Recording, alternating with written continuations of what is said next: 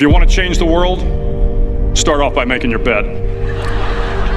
If you make your bed every morning, you will have accomplished the first task of the day. It will give you a small sense of pride, and it will encourage you to do another task, and another, and another. And by the end of the day, that one task completed will have turned into many tasks completed.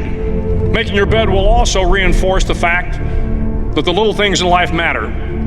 If you can't do the little things right, you'll never be able to do the big things right. And if by chance you have a miserable day, you will come home to a bed that is made,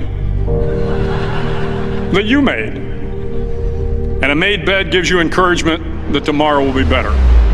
To pass SEAL training, there are a series of long swims that must be completed.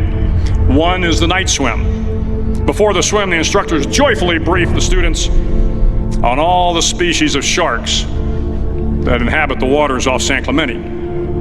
They assure you, however, that no student has ever been eaten by a shark, at least not that they can remember.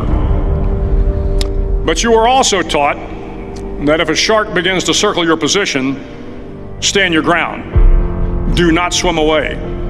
Do not act afraid. And if the shark, hungry for a midnight snack, darts towards you, then summons up all your strength and punch him in the snout, and he will turn and swim away. There are a lot of sharks in the world. If you hope to complete the swim, you will have to deal with them. So if you want to change the world, don't back down from the sharks. Over a few weeks of difficult training, my SEAL class, which started with 150 men, was down to just 42. There were now 6 boat crews of 7 men each.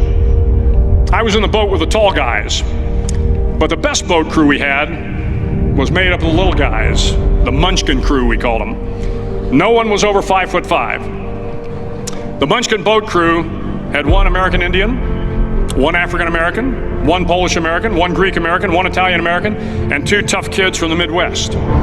They out-paddled, outran, and outswam all the other boat crews. The big men in the other boat crews would always make good-natured fun of the tiny little flippers the Munchkins put on their tiny little feet prior to every swim. But somehow these little guys from every corner of the nation and the world always had the last laugh, swimming faster than everyone and reaching the shore long before the rest of us. SEAL training was a great equalizer. Nothing mattered but your will to succeed, not your color, not your ethnic background, not your education, not your social status. If you want to change the world, measure a person by the size of their heart, not by the size of their flippers. The 9th week of training is referred to as Hell Week. It is 6 days of no sleep, constant physical and mental harassment, and 1 special day at the Mud Flats. The Mud Flats are an area between San Diego and Tijuana where the water runs off and creates the Tijuana Sloughs, a swampy patch of terrain where the mud will engulf you. It is on Wednesday of Hell Week that you paddle down to the Mud Flats and spend the next 15 hours trying to survive the freezing cold, the howling wind, and the incessant pressure to quit from the instructors. As the sun began to set that Wednesday evening, my training class, having committed some egregious infraction of the rules, was ordered into the mud.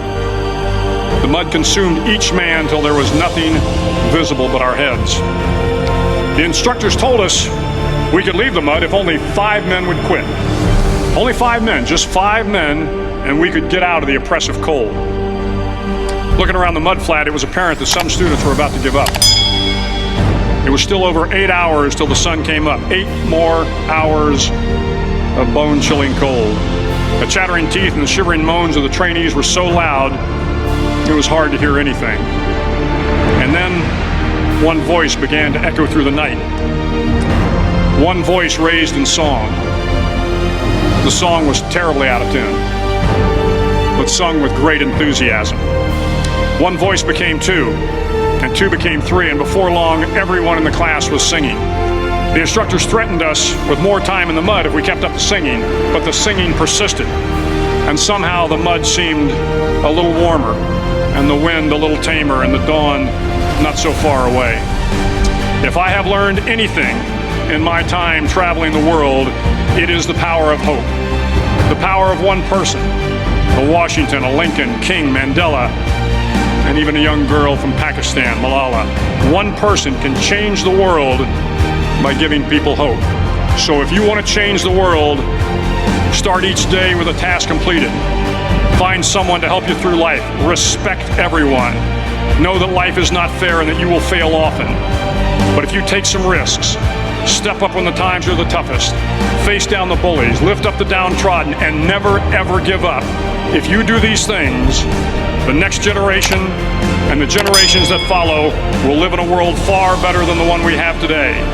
And what started here will indeed have changed the world for the better.